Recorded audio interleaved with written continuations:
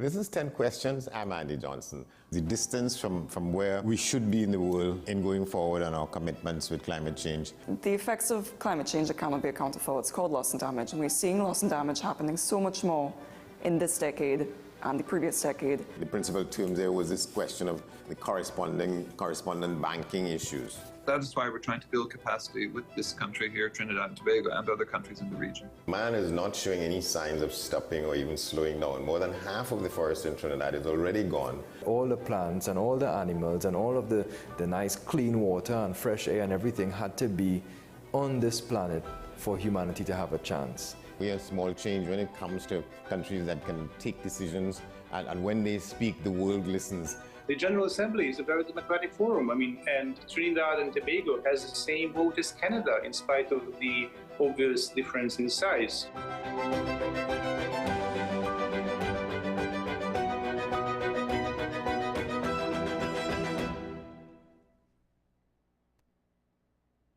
Pastor J, I want to get a tattoo. You really respond to me. Respond to me how you would respond to me. The first question I'll ask is why? Controversial taboo topics. We get so consumed by church, we forget that we have to live the life of being a Christian outside of the Sunday. Like you say, we think going to a service makes us a Christian. Exactly. Yeah. Right. So here we are about to hear the second time Pastor J wanted to take a tattoo. Would have been late last year and early this year. Oh gosh. Hope Unfiltered podcast with Pastor J and Ren. This is Face of Sports, WESN Content Capital.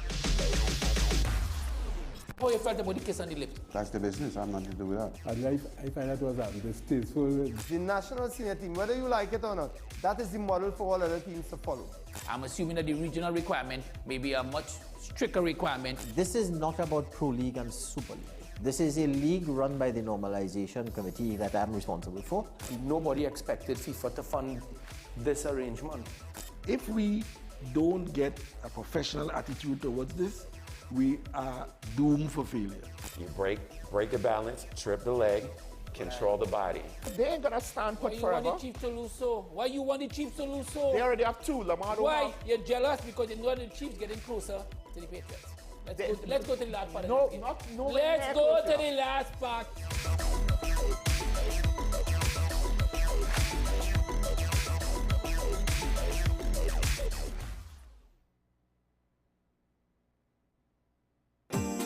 Money is something we all deal with, but how many of us truly understand it?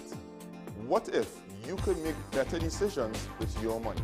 Decisions that secure your future, protect your family, and bring you peace of mind. I'm Darren Jacobs, and I'm here to help you make sense of your dollars. Welcome to Dollars and Cents, the show that breaks down the financial world in ways that matter to you. No jargon, no confusion, just real conversations about money, your money. So join me every Wednesday at 10 a.m. on WESN for Dollars and Cents. The home of Caribbean content is growing, and we welcome you to be a part of the #1 platform for young personalities who are driven to make a positive impact in society.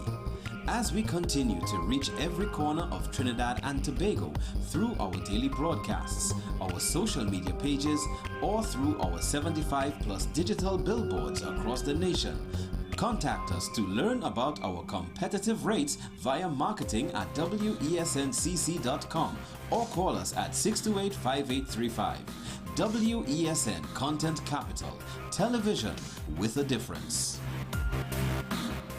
Are you driven, ambitious, and ready to earn? WESN, the content capital, is expanding, and we're looking for dynamic media sales executives to join our team. Sell powerful advertising solutions across television, digital, and social media platforms, and help brands tell their story. If you have strong communication skills, a passion for sales, and the drive to succeed, join WESN today. Send your CV to marketing@wesncc.com or WhatsApp 68-61662 and start building your future. WESN.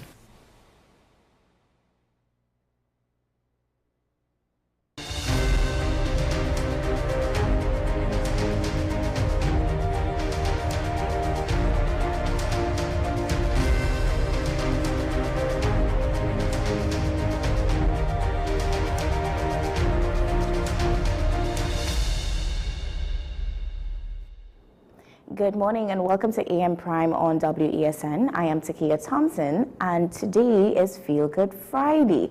As we enter a new month, we manifest that May is a month of answered prayers, good health, great opportunities, and financial stability. May this month bring us joy. With that being said, let's start this morning's show with our Entertainment Buzz segment, where we speak with a man of many creative hats in our local film and entertainment industry.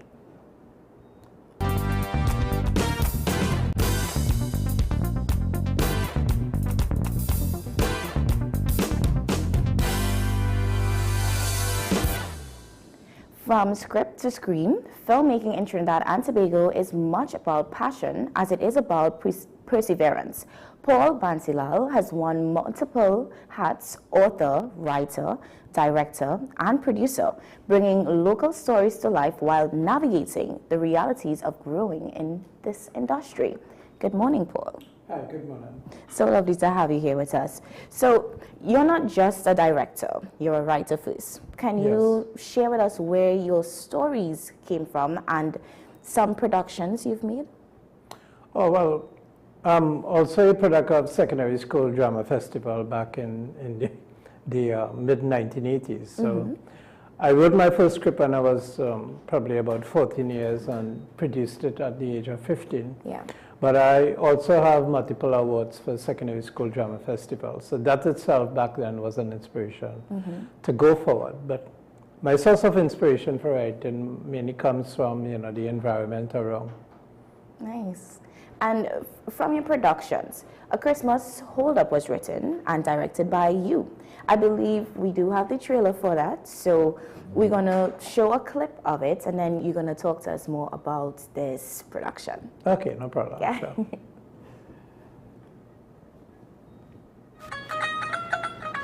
This house is best house for we to break into tonight. Okay? This house abandoned. They don't be home. Listen, we go when we take afternoon nap, yeah? We take all money, all valuable. You listen to me. I listen. We take.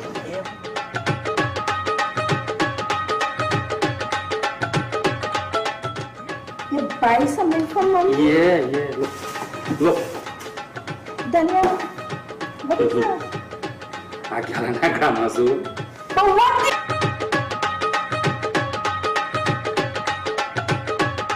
Christmas is not Christmas without ham. No, David, you're wrong. Christmas is not Christmas without apples and grapes.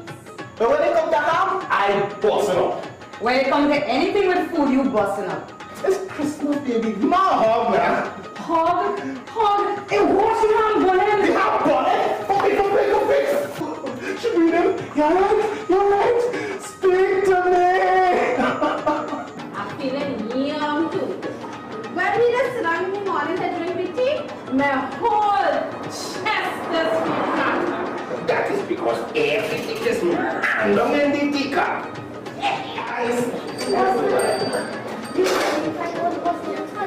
Pretty friends, like.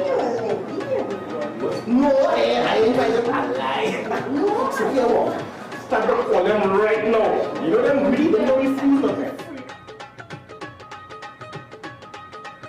Hey, what's up? Stand up! You got hold up! You got hold up! You got hold up! What's wrong? What's wrong? I'm about to give you toys. I'm about to stand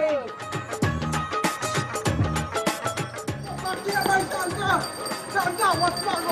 Bring back here! Stand up! Bring back. Oh, you're so poor this Christmas. Why can't buy nothing by my back? We came out for chaser. What you having in this school I had to drink, boy? We have black and white. Black and white. Johnny Walker. Johnny. I have a solution. You wicked man! You want me to put a plastic bag over my face? It would help with the dribbling on me and drastically enhance your beauty. But hurry, I can stifle and dead. That is another good idea.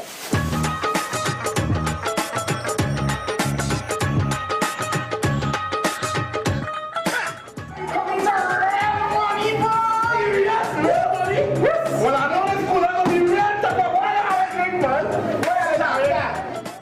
And now, everybody, this is our Honda. Get down, down. Oh boy.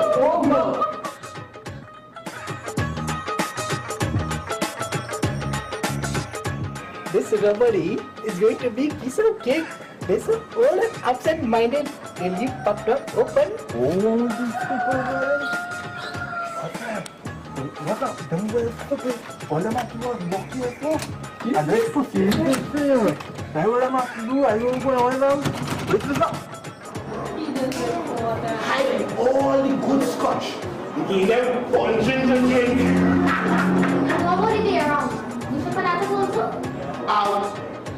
Nah, we'll get them up like this time. Nah. It's alright.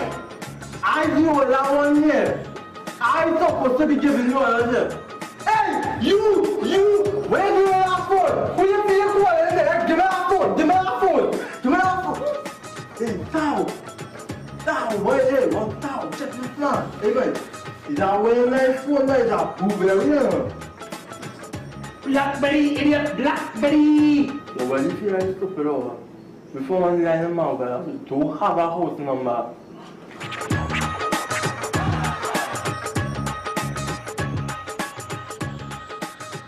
Next time, we have handicap home. You know, like too.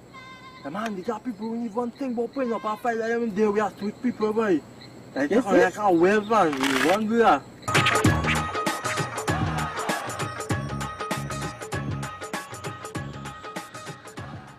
Now, what a thriller. So you were just sharing with me when it was first released. So can you tell us about it and walk us through the production and the idea behind a film like this?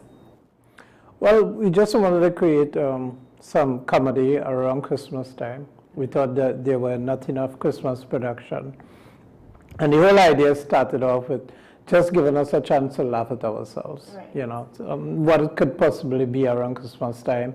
And we look at these two bandits, Tao and Tao, two brothers that are, you know, they are not the smartest. And they go around, but they really have a kind heart in the movie itself. Mm-hmm. So they would rob somebody, and then after they would give double the amount they rob. You know? But that was 12 years ago. So I hope one day to be able to to take it to, to a different level Yes. and maybe film it over with much more better technical support. Yeah, with it. definitely. Now, how important would you say it is for you to tell stories that are rooted in Trinidad and Tobago's culture? We have to tell our story to the world, and it's just not Trinidad and Tobago, it's the entire Caribbean. We are not seeing nothing of substance that is coming out of the industries. Jamaica at one point in time, they had Oliver, they had some really great comedies. Because of the way they speak, that alone can make you, laugh by things that they would say, and they market that to the world. Trinidad have so many talent. It's almost like, as a producer, I can pick 5 people out of the street and give them script and make them into actors. People love our accent across the world. And we have, the problem with the industry is we don't have writers. We don't have creative people to give that creative content in any genre. And, I sometimes wonder, in the last 10 years or so, we have Trinidad and Tobago Film Company. Okay, well, now ICNTT. But, what is being done? Where are the movies? Where are the television series? Where are the, beyond incubation, beyond the short stories that they are producing? Who's producing full-length movies or television series? And that is what we need. And I think we do have good writers, maybe somewhere in the country. Maybe there are some people that is not getting a chance to expose their talent. We need to find them. And we need to go behind full-length movies. And that itself is lacking in the industry. And sometimes I think 1 decade or 2 ago, we were actually producing. Now we are not. That is my opinion. So you started talking on some of the challenges that you may face, and to even elaborate more on this and to give it to the viewers would see, are there any behind-the-scene challenges that people don't usually see when, a production like this is happening or being set place? Yes, of course. The number one challenge will always be financial, to be able to locate the funds in order to produce, be it a TV series or be it maybe even a short story movie. It's always finance. But, if you do have the finance, you still need the talent. You still need a good script, and that's the basis of every single thing. We are not getting those scripts. And the actors, you need to motivate them.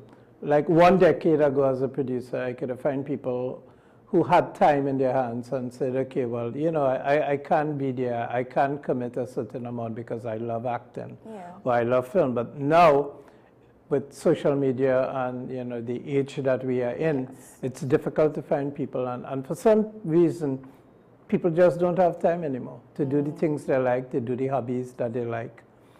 And if you do get them, and you could put a script together, and there's always that financial challenge. But we have to do something to come across some formula where we could produce, and it has to start with ICNTT identifying the right people who have the right script and take it forward. And then there's the split in the industry, because there's no unity. Every cameraman feels he's the best, every producer feels he's the best or she's the best.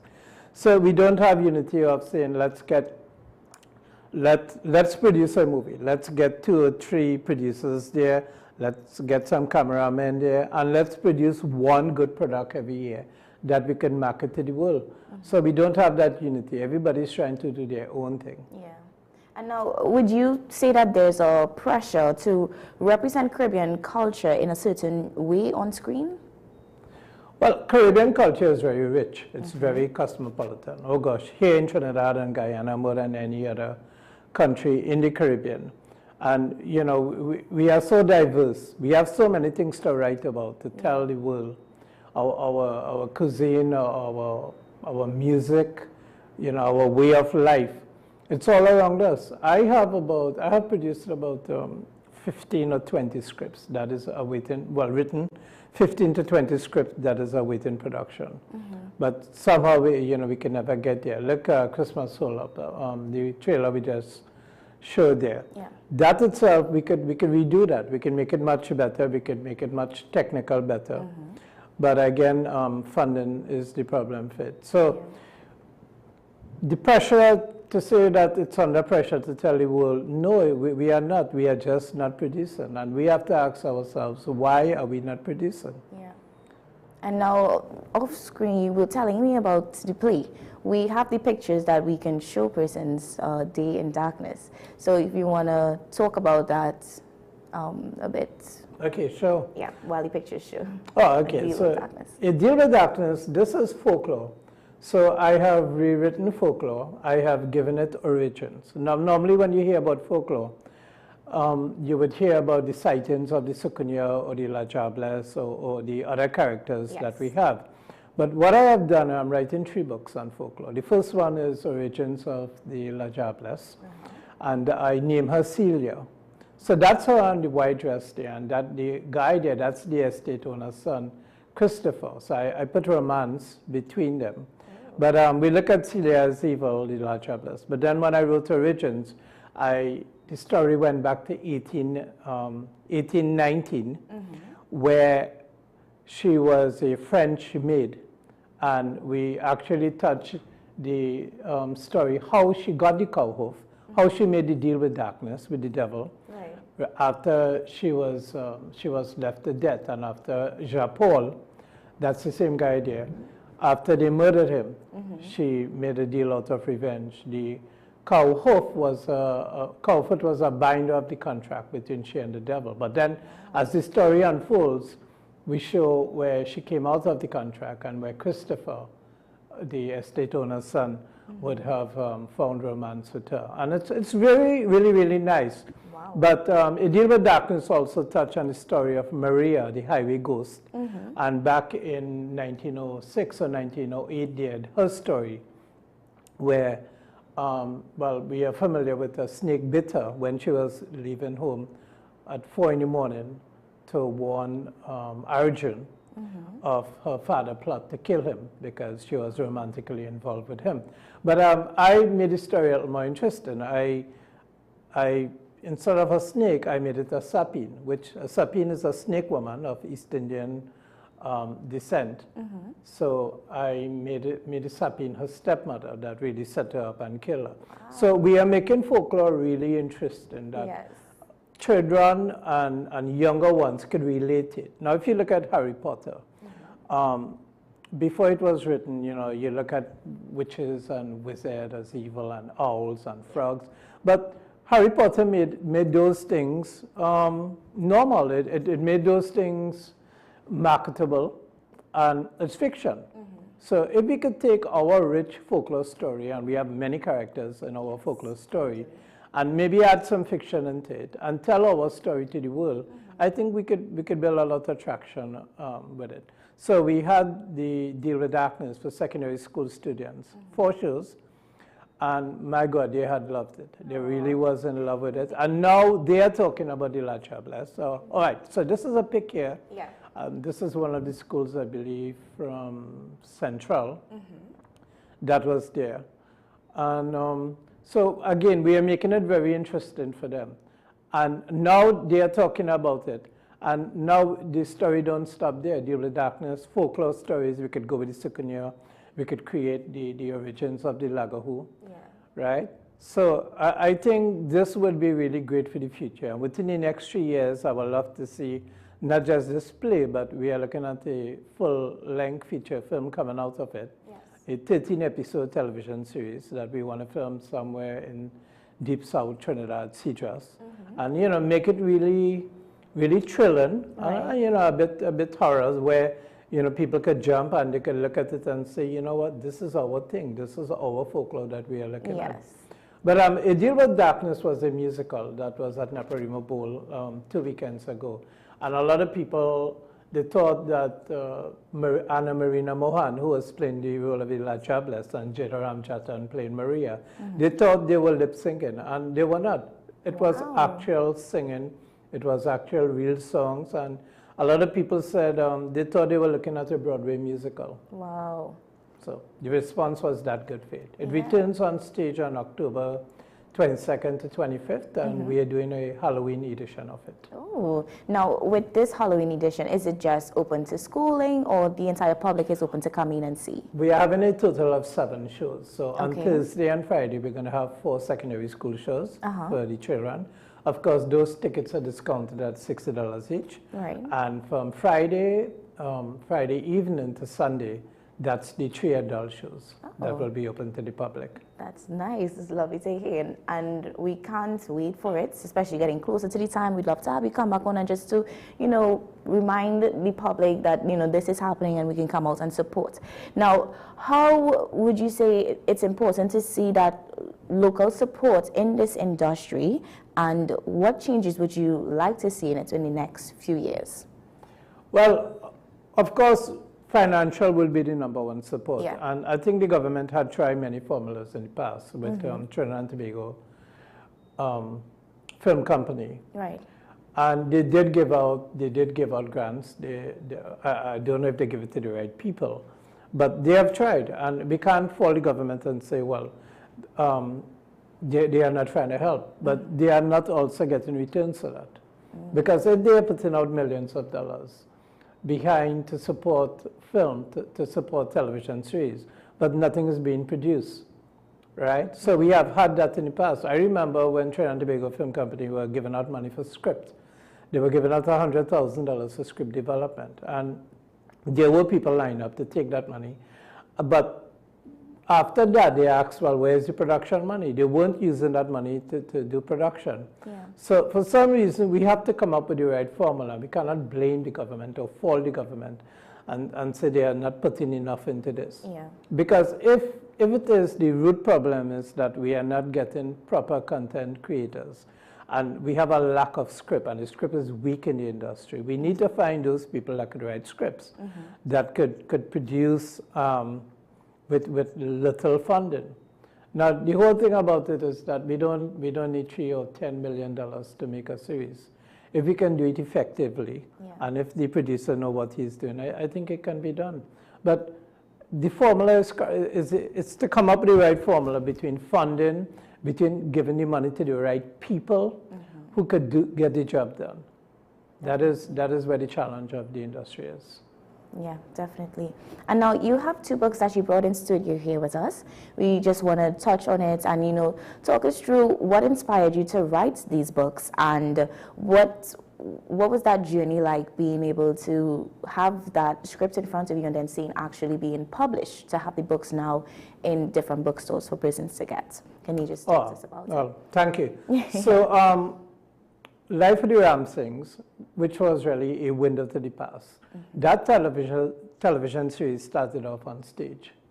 Back in 1997, I wrote a window to the past, and then recently we had it last year, and also that was a really good play. We had it for secondary school children as well. So out of it came Life of the Ramsings, season 1 and 2. So I believe we are still editing season 2. It will be released soon. But this is the actual copy of the play. Yeah. Right? This is the script of the play itself that has been introduced to the CSEC syllabus by Charon's Bookstore. They are the publishers. So this is one of them. The other book is the novel, A Window to the Past. So it's actually 2 books. This is book 1, the first book, that is going to be half of the story of what you would be seeing as Life of the Ramsings on television. Wow. So I'm hoping with good literature that it could be used and it could contribute to local entertainment. Yeah. Now, what inspired you to even, with the name Life of the Ramsings, where does it stem from? Oh, well, I wanted to create something back in the 1960s. And I wanted to create what life was like. I wanted to give the audience, something that they could look at, something vivid. So I decided to create it, and I wanted to also to show that back then, women were the strength of the household. It was a time when the English still ruled, and it was a time when men would would get paid in rum and drink. And I remember the stories with my mom and my grandfather, and stories that she will tell us, and how women, they would actually hold the household together, and they were the ones. So it's a salute to East Indian women, to all women in the Caribbean, you know, that would have brought us from that period. Wow. And what is your hope that you wish that persons reading the book would take away from the story?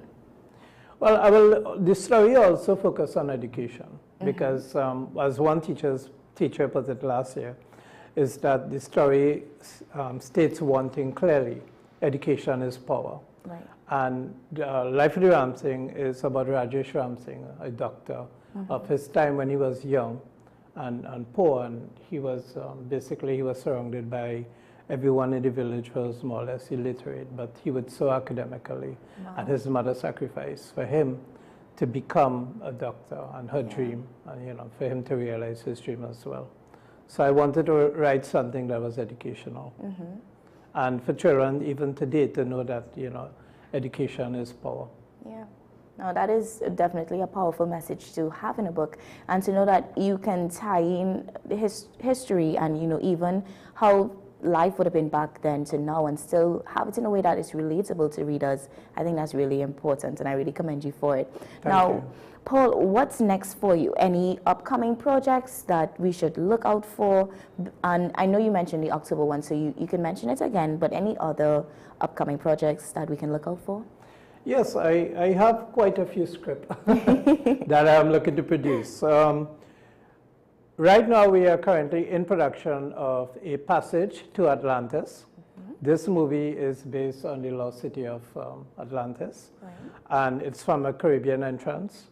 But the movie is also tied with the events of the Bermuda Triangle, Hollow Earth, and, well, of course, you have heard about the Fountain of Youth, but this is actually the atmosphere of youth with higher oxygen level and higher air pressure. Now, this movie will be one of the most intelligent scripts that is coming out of the Caribbean, A Passage to Atlantis. Wow. We have found a location, an entrance into Hollow Earth, and I believe that's where Atlantis is. So currently in production, we are looking to release the movies to Caribbean cinemas sometime in October, November this year. Oh. So that is one project that is currently going on. Then I have 3 Caribbean days of a hot Hindi wedding. So that's like an Indian movie, but it's you know, it's comedy, and it features the music of some of the soca artists and chutney soca artists. So it's going to be a musical, and you know, like how those Indian movies are, where they have 8 or 9 songs into it. But we are using Caribbean songs, we are using soca. We are really looking to pump it up and have it with a different level of comedy. Something, again, all this is our story that we could tell the world, that somebody can look at it and say, hey, that's what an Indian wedding looks like in Trinidad and Tobago. Yeah, wow. But of course, we're going to blow it out of proportion. For Matikuri night, we're going to have probably about 500 women, because that's a female party, the Matikuri night. Yeah, we're just going to take everything and blow it out of proportion. So instead of having one Tassa group beat for that movie, we're going to know what it sounds like to have 12 Tassa group beating at the same time. Now, how does the casting work for productions and, you know, films like this that you're putting on?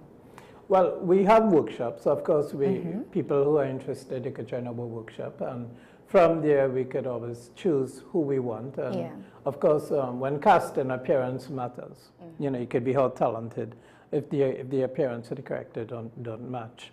So we do that as we go along. But development is needed in every single stage of the industry, from taking someone who's interested to teaching them. Acting on stage is very different from film. While stage is very dramatic, it's drama, you know, so the whole thing is dramatic. On camera, it's to make it look, the trick is to make it look like you're not acting at all. And I'm a producer in both stage and film. On stage for the last 35 years. And well, film for the last 12 or 13 years. But I felt that we have not produced anything of substance, and we need to, there's a lot of good material around. We need to start going. We need to tell the world our story. We need to have movies coming out of Trinidad and Tobago. We have so much talent. We have so many people with equipment. And in this age of technology, you can use an iPhone and shoot a 4K movie. Yeah, that is so true. So where are the productions? Where are the movies? We are not seeing them. Yeah, no, Paul, thank you so much for coming on and having this conversation with us this morning and shedding light on it. It's really important that we have people like you speaking from the industry saying that, you know, we need more, we need to see more, and there's so much talent, like you mentioned, so much material that we have right here in Trinidad and Tobago that we could utilize and make something of it. So it's really important and commendable that you're coming on to talk and share and let the public know, listen, we have good stuff here in Trinidad and Tobago and we could make it work, so why aren't we not? Yeah. And I would like to add something. Yeah. So getting back to Deal with Darkness, we are looking to produce a 13-episode television series with it. And we are calling on the public, private or public sector, we are looking at someone to partner with us. Maybe it could be a TV station, maybe it could be one. We have we have 4 local television stations, maybe more. If someone could come out and say, let's say TTT, for instance, could say, well, you know, this is folklore, this is ours, this is something we could tell the world. This is our version of the vampire, this is our version of the werewolf, right? And of course, I think the large jobless makes a really great story too. Yeah. So if there's one television station could say, well, you know what, this could be the TV station original series, but we need somebody to partner with us, we need funding, and we could really get this going and shoot something of quality. And before you know it, we could be marketing 13 episodes of that to the world, to Netflix, to, you know, to every different corner of the globe. I know Africa have a great market. Look at the Nigerian movies when they first started off. But look where they are today. They have developed in the last 12, 15 years. They have really developed. We need to follow a path where, even though the quality was not so great, we need to develop. And to me, 15 years ago, we had more material around than we have now. So we need to start that. Yeah. Now, again, thank you so much for coming on and sharing. Thank you so much. Yeah, I hope the viewers really take in what you said and, you know, kind of make it their own and see how they can contribute to something like this, because it really is Trinidad's own when we look at it on that aspect. Now, we are about to take a short break, but when we come back, we have more and, you know, continuous engaging conversations, so stay with us.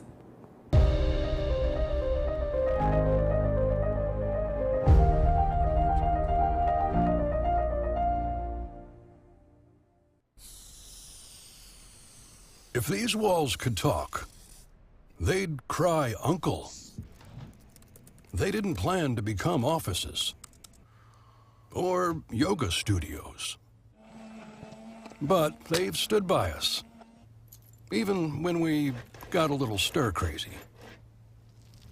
For that, they deserve some thanks. They deserve Benjamin Moore. Knowing how to tell authentic is as easy as 1, 2, 3. Find it, match it, search it. Step 1. Find the style number on the tag. Step 2. Match the style number inside the jersey with the number on the tag. Step 3. Search it. A quick Google search of the style number will verify the jersey is authentic when the search results match the jersey being searched. Don't be fooled by counterfeit jerseys. Before you buy, remember to find it, match it, search it. Fan Zone, 2 locations nationwide. Center City Mall, Chaguanas and Movietown, Port of Spain. Nationwide delivery available.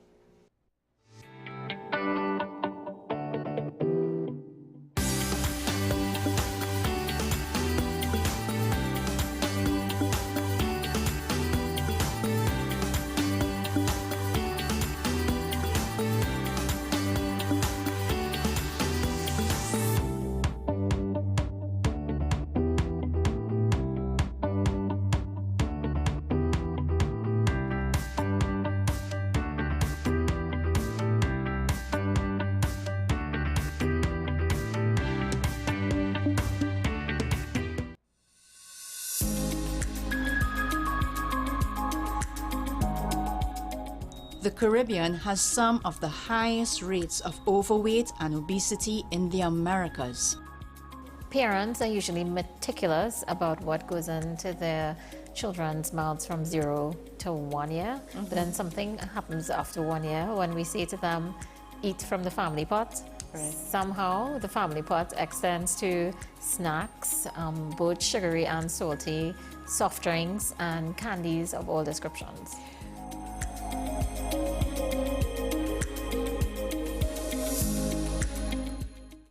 Are you driven, ambitious, and ready to earn?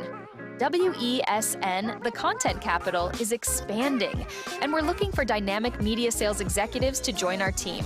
Sell powerful advertising solutions across television, digital, and social media platforms, and help brands tell their story. If you have strong communication skills, a passion for sales, and the drive to succeed, join WESN today. Send your CV to marketing@wsncc.com or WhatsApp 6861662 and start building your future. Hi, I am Emiliana Beechan, and I am a mental health and conflict resolution consultant. Welcome to Mind Matters, the show where we explore the intricate world of mental health and the art of conflict resolution.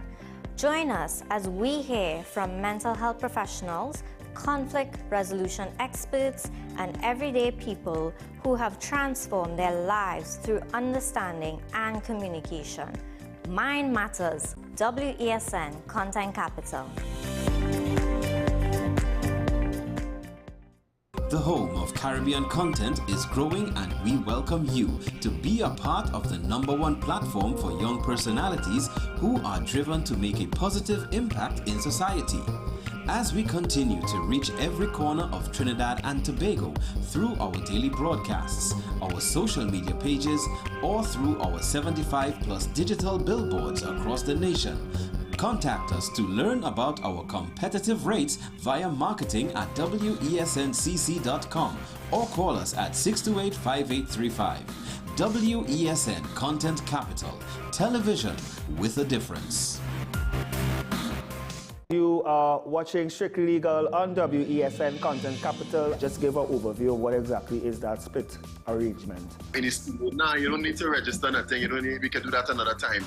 But then it becomes a hit, and then everybody starts to want to claim. The laws that predate many of the independent countries' constitutions are going to be those colonial laws. We know there are an infinite amount of circumstances that would lead to a murder. I have a great idea and I have a great concept, but until it's actually expressed, it does not become intellectual property. Accomplishments or targets of a forensic accountant is to quantify what may have been lost. We believe we defend criminals and we manipulated the law and we exploited the system. A responsible journalist will reach out to the person who they have the information on for a comment.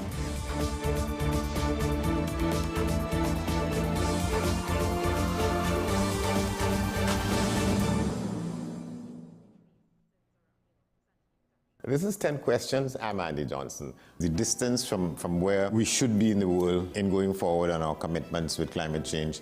The effects of climate change that cannot be accounted for. It's called loss and damage, and we're seeing loss and damage happening so much more in this decade and the previous decade. The principal term there was this question of the correspondent banking issues. That is why we're trying to build capacity with this country here, Trinidad and Tobago, and other countries in the region. Man is not showing any signs of stopping or even slowing down. More than half of the forest in Trinidad is already gone. All the plants and all the animals and all of the nice clean water and fresh air and everything had to be on this planet for humanity to have a chance. We have small change when it comes to countries that can take decisions, and when they speak, the world listens. The General Assembly is a very democratic forum. And Trinidad and Tobago has the same vote as Canada, in spite of the obvious difference in size.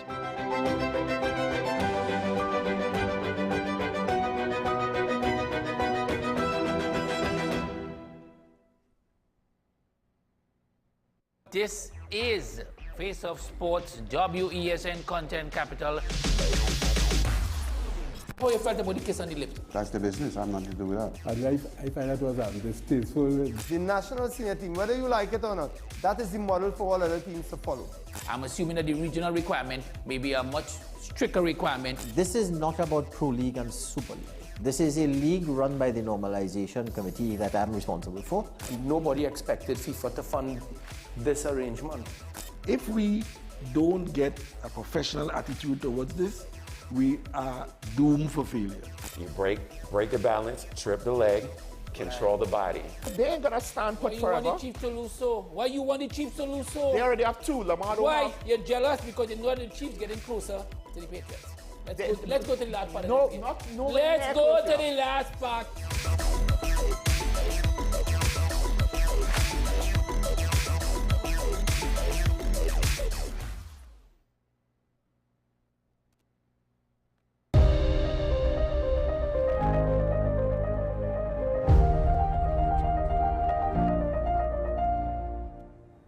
Welcome back. Now, what began in 2012 as a small open mic at the University of the Southern Caribbean has grown into one of the region's most anticipated spoken word events. Now, in its 14th year, the National Poetry Slam stands as a powerful platform for expression, creativity, and competition.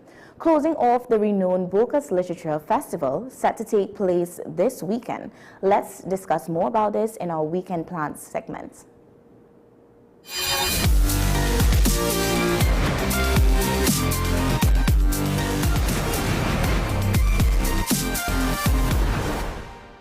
With 9 finalists set to take the stage at the National Academy for the Performing Arts on Sunday, 3rd May, all eyes are on the lyrical showdown, including reigning champion Shaquille Warren, who returns to defend his title. National Poetry Slam Project Coordinator Atia Douglas and one of the finalists, Darren Sandy, joins us this morning to talk more about this. Good morning, guys. Good morning. Thank you for having us. Good morning. Yeah. Now, Atia, the National Poetry Slam has come a long way since 2012. How would you describe the evolution over the years? I think, of course, one of the most notable things would be the increase in terms of the production size of the event. As you rightfully said in your introduction, this competition started at the University of the Southern Caribbean in that auditorium there, and with a cash prize of $1,000. And now we are at the National Academy for the Performing Arts, cash prize at $25,000. Hoping for a sold-out sort of crowd. So I think that's one of the ways in which, of course, the competition has evolved in the sense of the production scale of it. Of course, and maybe more importantly, the spoken word community has also evolved and grown, whereby 14 years ago, it was sort of a very niche and small group of young people who were practicing the art form and figuring out exactly what the art form could look like in Trinidad and Tobago. And now we're very proud to say that spoken word is one of those art forms that is maybe one of the most accessible art forms to young people in Trinidad and Tobago of all ages. So we've seen young people from 9 years old compete or auditioning, I should say, for the National Poetry Slam, straight up to person 65, 70. So it's really just the growth of the spoken word community as well. Yeah, and now you mentioned the growth of the spoken word community. Now, what do you think has contributed the growth that it turns into such a major cultural event that takes place now? I think there was a lot of foundational work that was done. Obviously, coming out from sort of the competition phase of it, alongside that, we've also had workshops. So the 2 Cents movement, for example, in the past, has been one of those entities alongside, with the support of the Bocas Lit Fest that has been working within schools, within primary schools, within secondary schools. We've had spaces at the university level that's really cultivated the spoken word art form. So it's really just helped to sort of push the art form as a very accessible tool for young people. Yes, we have calypso, we have soca, we have page poetry, as we would say, but spoken word sort of, fuses that rap element of it. So young people get to make it whatever they want to make it, and they get to speak on the things that they really, sorry, and I keep saying young people, but anyone, it's really anyone, can use the art form to speak on the things that are important to them, whether it be social issues, political issues, personal issues. It's really, we kind of promote it as a very accessible art form to anyone. Yeah. And now, Darren, as you mentioned 2 Cents movement, I feel like most people would know you from there, and even going bigger as the name itself, being able to perform on stages and stuff. How can you share with us and let us know that evolution or even experience from how it started off to how you are now within this field? Corporate support and community. Those were two important things when it comes to the evolution of spoken word poetry itself. Community was always important in terms of the communities growing out from spaces like we speak back in 2006, 7, 8, 9, where that was a real budding spoken word poetry community, bleeding into other open mics such as One Mic in South. There were different events happening in little bar spaces, etc. Then the breakthrough really came when the spoken word poetry got into the Boca Slit Fest in 2013, when they wanted a more youthful presence or engagement in the festival itself. And they shifted to putting a poetry slam at the end of the Boca Slit Fest in 2013. And First Citizens at the time was the corporate entity that decided to back this event. And from 2013, I think spoken word poetry started to really grow, because school tours began, and children, well, I guess people around your age would have experienced the school tours at that time from 2013 going forward, and we had different corporate bodies on board. It was courts, whether Republic Bank, sponsoring the primary school segments of it, different ministries became engaged in it, and spoken word poetry started to blossom because there was this organization of schools and young people being trained to perform and then having their own platforms. And of course, everybody wanted to be a part of the National Poetry Slam. That was like the pinnacle of everything at the time. And since then, of course, a lot of different artists would have leveraged these foundations to build out their own platforms, their own shows, their own events. And that really grew the industry. There was also something called the Free Speech Project that used to run on radio. It was spoken word poetry on radio 3 times a day during the week. And people just hearing this thing and getting involved in it, being able to tap into social media. YouTube at the time was the thing that was pumping. Back then, YouTube was the place to get videos. There are no TikTok and thing. And YouTube is real views. There are no 3-second views. YouTube back then was real views. And seeing the poems grow on YouTube, that became very important. Crystal Skeet had this viral video, Maxima and Tracking Schoolgirl. And you just look at the potency of the art form. I think the accessibility of it, the mere fact that the poets were using a language that people could easily access, and it was culturally relevant to them. It used to hit them, I guess, in these spaces that people that resonated with them. Those things really contributed to the growth and the evolution of spoken word poetry to move from a small slam. It was small in comparison, but back then it was big for us in 2012. That's a big thing that happened in the USC auditorium to this massive event in Napa. Yeah. Now, Atia, this year saw auditions in both Trinidad and Tobago. So how important would you say that it is now on a wider reach for competition or even community? Yeah. Well, funny enough, this is not a new thing for us. We always try to have auditions in Tobago where budgets and human capacity allows. We actually host live auditions in partnership with Tobago Library Services at the Scarborough Library. This year we did host virtual auditions, and I think that's important because we talk about the National Poetry Slam. And it's just that, it's the National Poetry Slam, right? Yeah. So it would be very remiss of us not to include the Tobago participants, or Tobago potential participants, I should say. And of course, we have 2 past champions of the National Poetry Slam coming from Tobago, Crystal Skeet and Cameron Bruno. So, I mean, we will always want to strive to have those relations rather than having Tobagonians come to Trinidad. And of course, it helps the pool. It helps build that spoken word community, as Darren and I would have been saying before.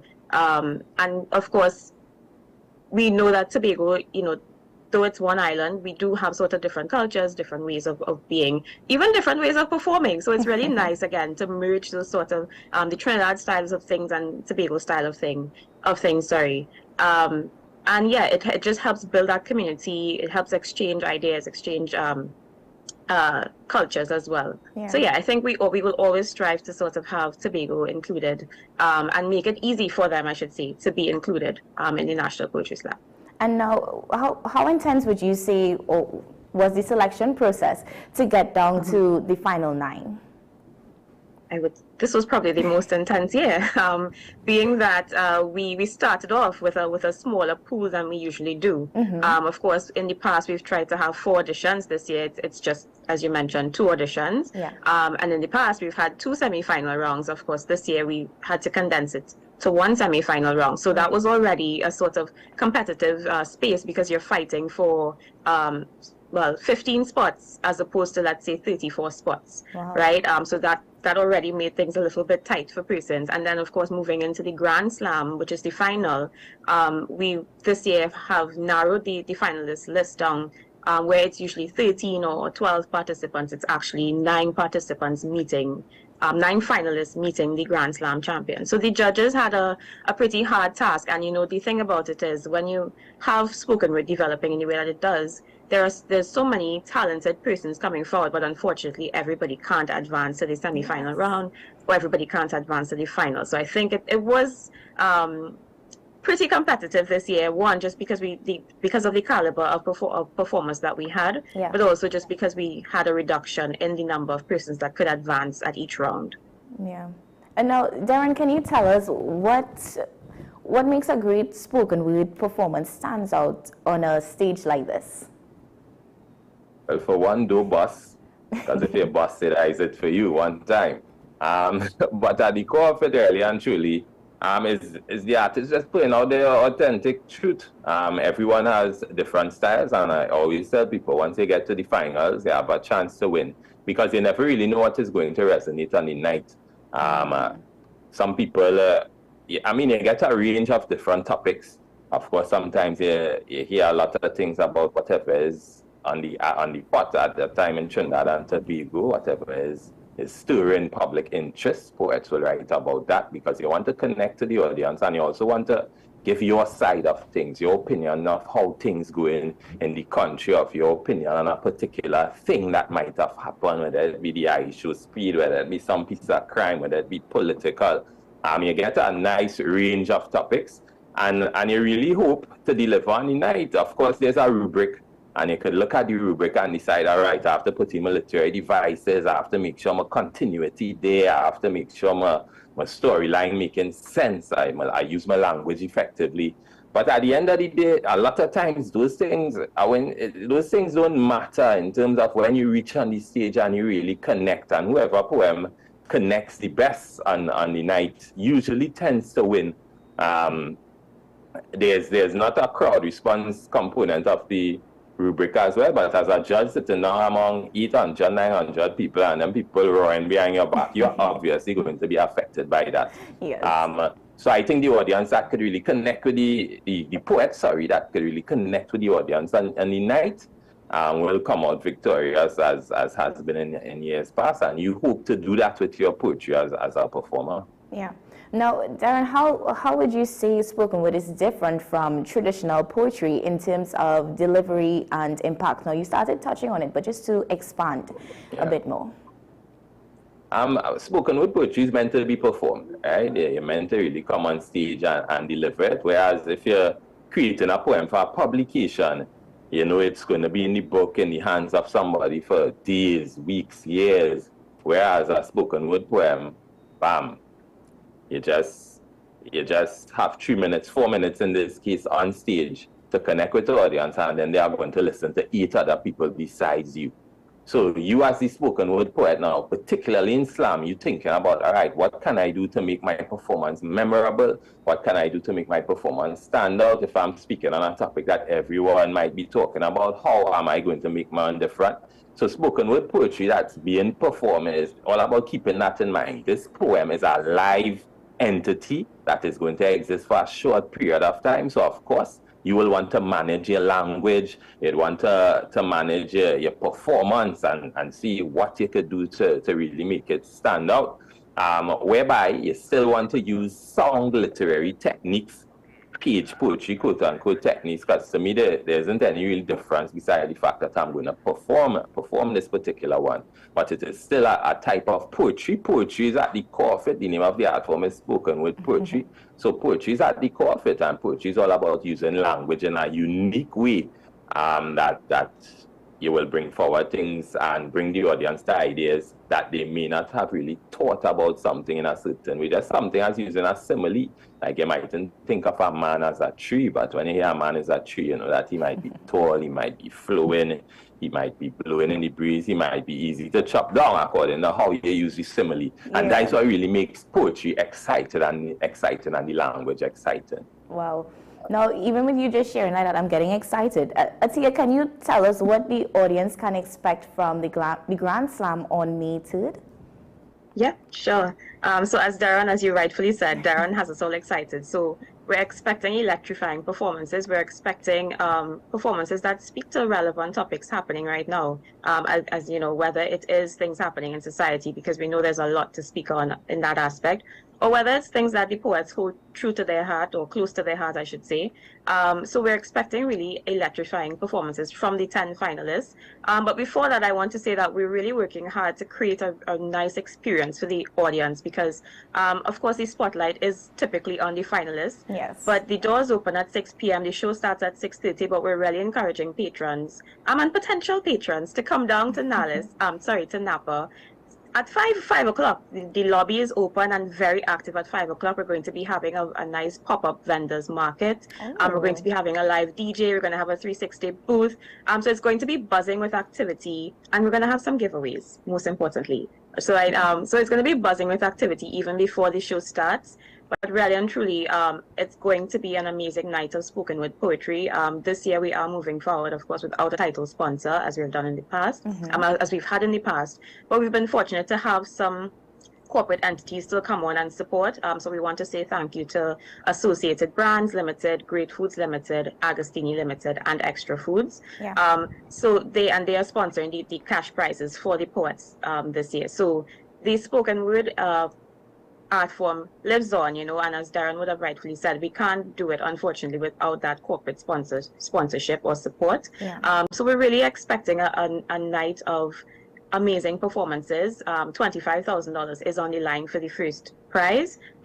So it's going to be a very exciting night for the audience. And of course, who doesn't love a giveaway? So get the tickets. The tickets are $250 general and $350 for VIP. They're available at Napa Box Office, Extra Foods all locations nationwide, Boba and Brew in Marabella and St. Augustine, Paper-Based Bookshop, and Synchronology on Cipriani Boulevard.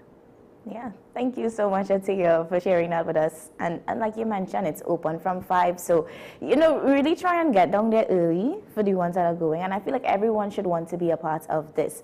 Continuing though, Darren, can you tell us how does having a returning champion like Shaquille Warren raise the stakes for this competition? The idea of the returning champion is a unique kind of vibes there, because just last night, I do a little series called Slam Stories to promote the slam. I was talking about the championship curse. In terms of when you win one year, the next year you come back, it's be a struggle. Why does it end up being a struggle? I think having the auditions and the semi-final stage actually sets you up in a nice way for the performance, whereby you're sitting down for a year with the poem, you can get caught up overthinking what you want to do, etc., etc. But of course, as the reigning champion, you have to come back to try to defend your throne, or to try to show people that, hey, this is not a one-time fluke. And I know Shaquille personally, and he's very, very competitive, and he's very proud of his art form, very serious about it. He actually came from the battle kind of culture, rap battling and thing, and then he changed the spoken word poetry and doing more positive things with his work. So he has that competitive edge, and I'm really looking forward to see what he comes with. He performed first last year in position number 1. This year he nearly down to last. So it's two very different things. But I'm really excited to see what he does come Sunday. Definitely. And how important would you say is the development of Poetry Slam and looking at it from that local creatives and being able to tie it into storytelling. How important would you say that is? The Poetry Slam is really all about the voice of the, I guess, the younger generation. I'm more on the old end now. My days for slam comment end soon, but I'm enjoying it with the young people. And I remember once reading an article about slam, probably about 2017, when they said it was doing much of the work of what Calypso would have been doing, the poor people's newspaper, that kind of thing. And really bringing issues to the fore from a youthful perspective. And we want to hear the youth say. Youths have their platform now, right now, TikTok and Instagram is where a lot of young people get the news. I was talking, a teach report, right, and I was talking to a young person the other day, and they said, I don't really watch news, I just pick up the little thing from Instagram and stuff. Yeah. And that is how they consuming information. So now hearing how they put forward that information, I think is really unique. We have about 3 or 4 first-timers in this final here. Wow. And I'm really excited to see how they present their information, how they would have absorb the different things that older poets would have been doing, re-envision that, re-engineer that, and now presenting it. So I'm really excited to see Colleen and Rakiba and these new faces really come on and deliver come Sunday.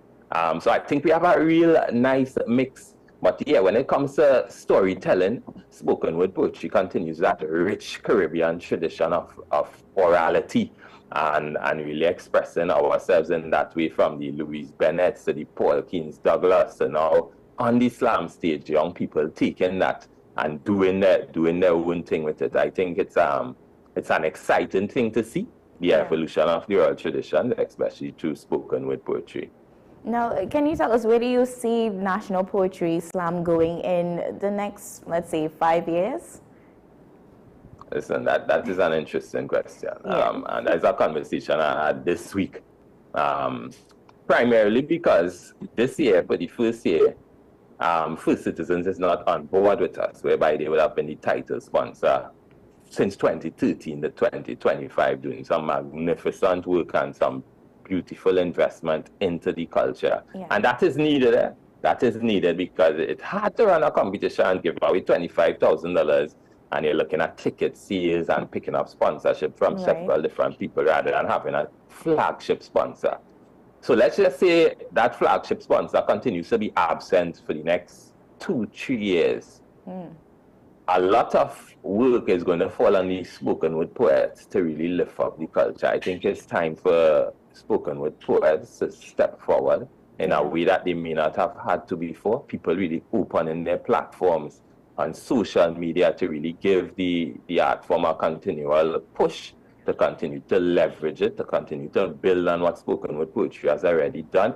I think now is the time for the artists themselves to step out of their comfort zones and really continue to offer people content and allow wider corporate Trinidad to realize that, hey, this is a potent thing. We must invest in this. This is not a begging for sponsorship here. This is me telling artists, this is the road we have to walk now. Yeah. Because a reality check, at the end of the day, is a reality check. Everything that runs successfully needs some sort of corporate backing eventually. And the artists must continue to step out and prove that, hey, this is something worthy of investing in, because if not, we could lose the National Poetry Slam over the next period of years simply because there's the finances to run it, or it could just be conducted on a much smaller scale, which I think is not deserving of the art form spoken word poetry. I think it's something that needs to continue to elevate. I think it's a beacon in the oral traditions in Trinidad and Tobago. And I guess we'll see how it goes. We'll see how it goes. Different governments will come and governments will go all the time, and there'll always be changes in mandates. And that is something as a cultural, as somebody immersed in culture, that is something you have to expect and be willing to pivot. We are creatives, so we have to come up with creative ways of doing the things we love the most, bringing value to Trinidad and Tobago through our oral traditions. Yeah. No, thank you, Darren, so much for continuing the conversation, and even Atia for joining us this morning to share on what's happening this weekend. So that is May 3rd.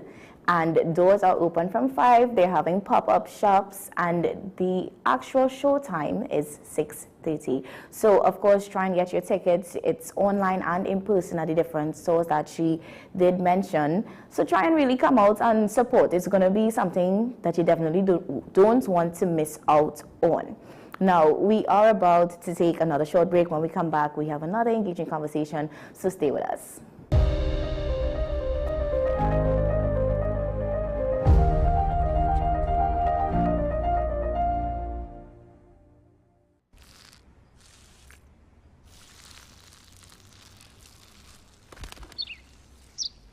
Maybe he landed here totally by coincidence. But if by chance he's admiring your fresh coat of Benjamin Moore soft sky blue, well, that's a pretty high compliment. Coming from an expert.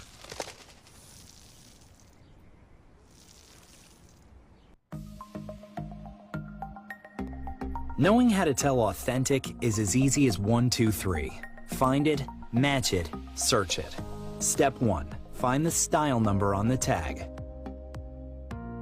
Step 2. Match the style number inside the jersey with the number on the tag. Step 3. Search it. A quick Google search of the style number will verify the jersey is authentic when the search results match the jersey being searched. Don't be fooled by counterfeit jerseys. Before you buy, remember to find it, match it, search it. Fan Zone, 2 locations nationwide. Center City Mall, Chaguanas and Movietown, Port of Spain. Nationwide delivery available. Take some time for yourself or spend some time with the family at Sandy Point Village Hotel. Enjoy our various studio and suite apartments, self-contained with their own kitchenettes and Wi-Fi. We also have our famous 100-foot swimming pool and our beachfront restaurant, the Steak and Lobster Grill. And our location in Crown Point puts us near the center of activity from the nylon pool to the local nightlife. Call us and make your reservations at 639-8533, 389-2378 or email us at sandypointvillagehotel@gmail.com.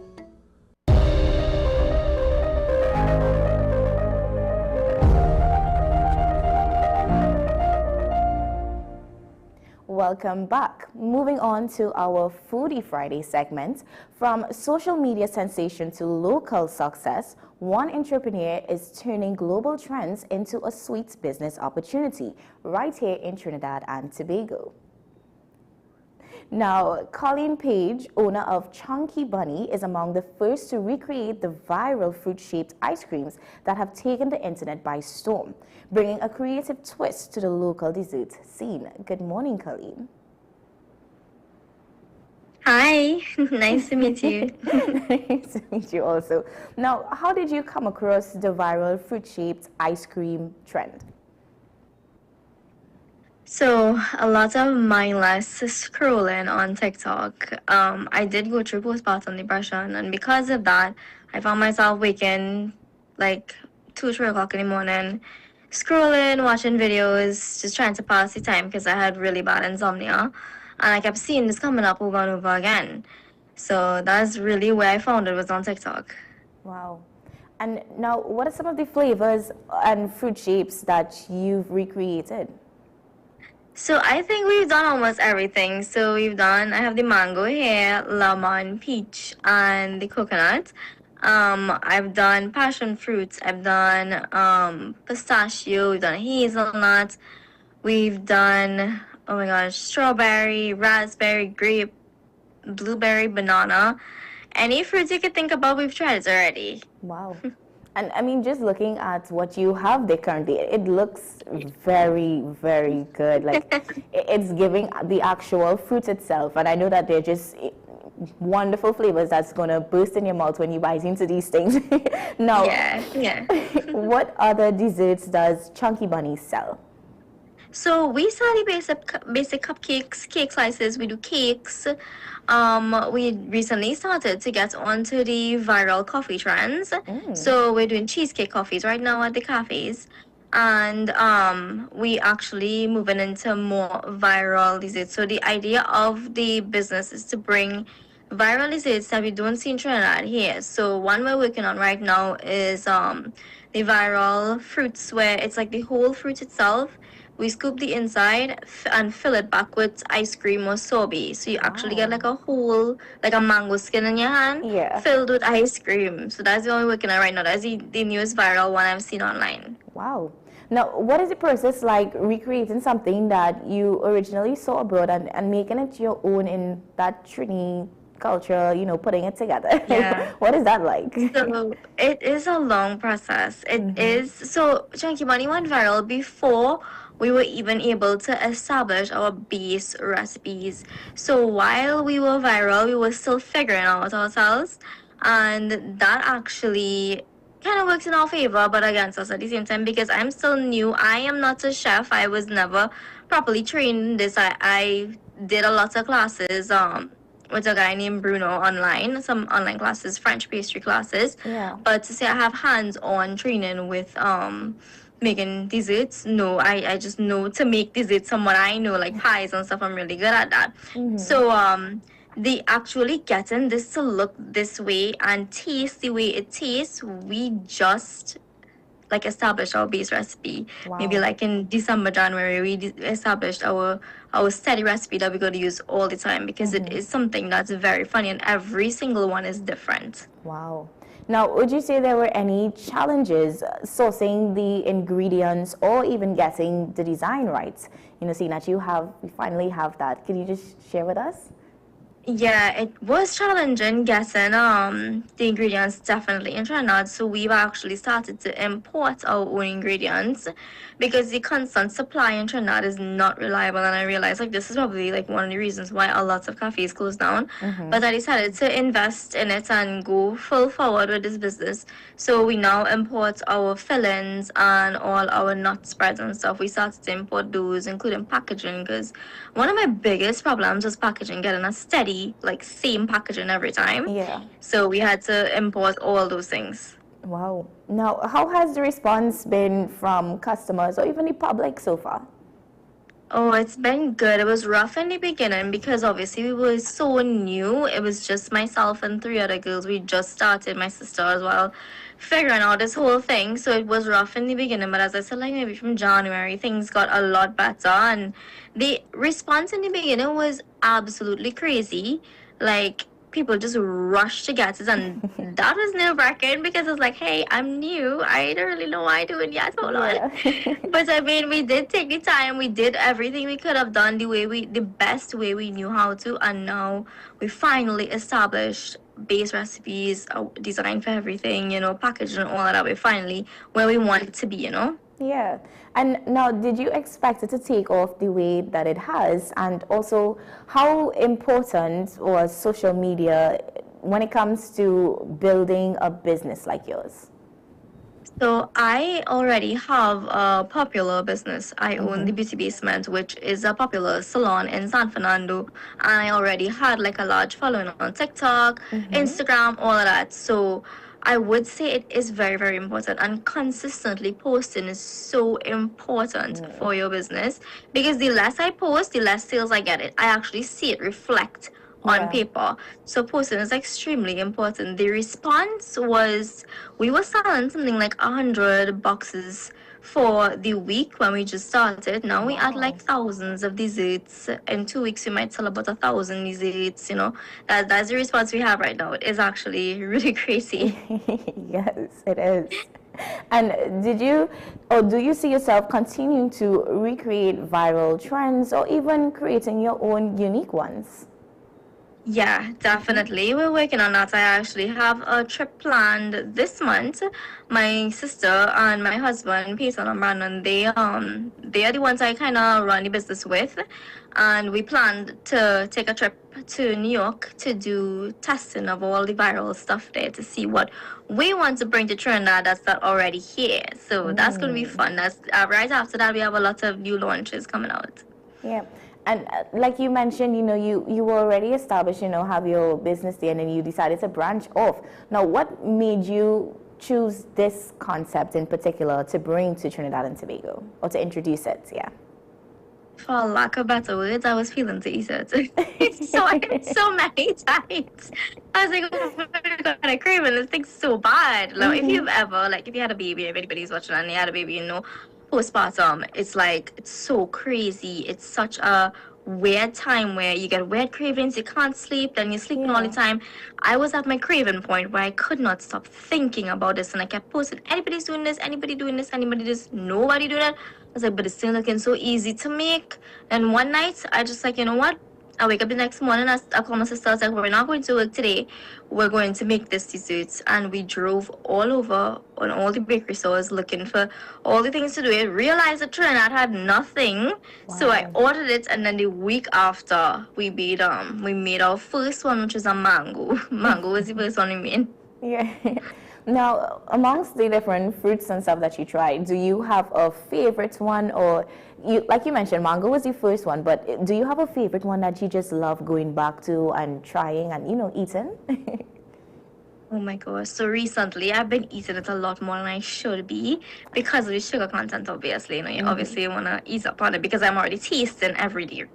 Right, so the coconut is one of my favorites. That's what I have here. Yeah. This is my favorite. So these here would be my favorites. The lemon, the coconut, and the peach is really, really good. And the mango is nice as well. I love these particular flavors. I would always go back for these. And the nut flavors, they're really slapped on. Those are really good. Yeah. Now, again, you have it there, and my mouth is already salty-seasoned. It looks delicious. No. If I bite, you hear the crunch. What, as a business owner or a small business owner getting up there and becoming something bigger, what would you say has been some of the challenges being able to probably manage or keep that balance with everything? Honestly, because we started when I was so new, the challenges were definitely the public response to me being so new and coming out with this thing. Obviously, I didn't really figure out my recipes in the beginning. Yeah. Social media could be a good place and a bad place. I always say this.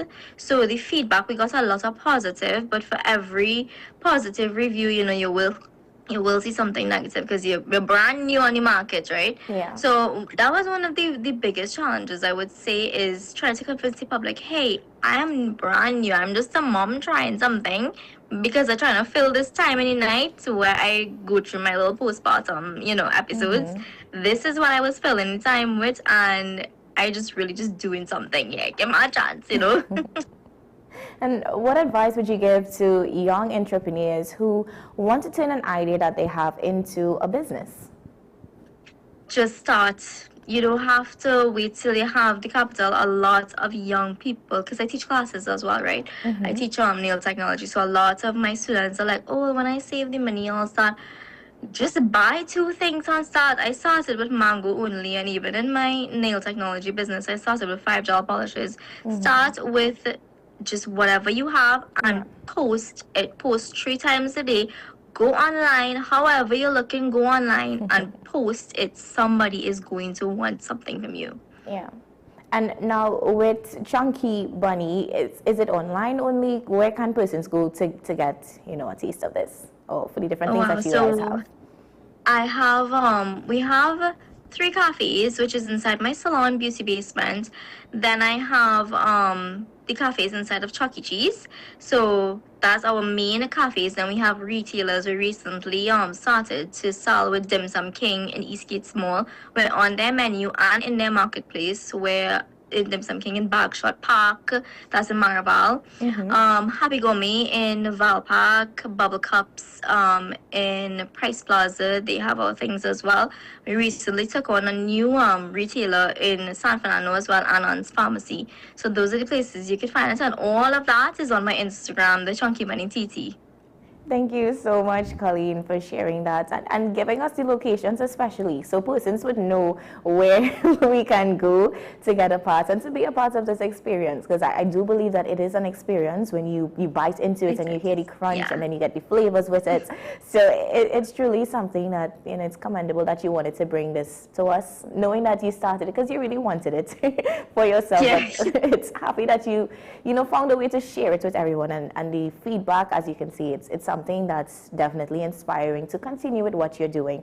So thank you for coming on and having this conversation with us this morning. Thank you for having me. Yeah.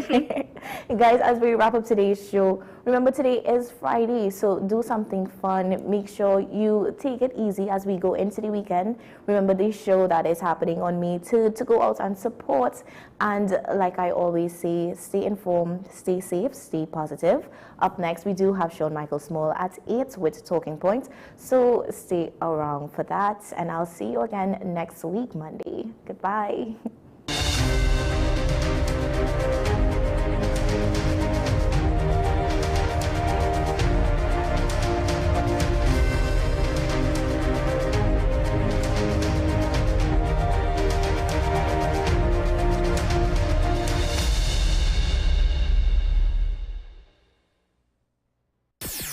WESN.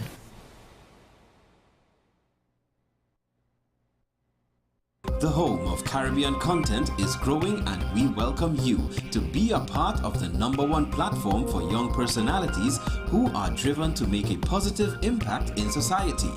As we continue to reach every corner of Trinidad and Tobago through our daily broadcasts, our social media pages, or through our 75+ digital billboards across the nation, contact us to learn about our competitive rates via marketing at WESN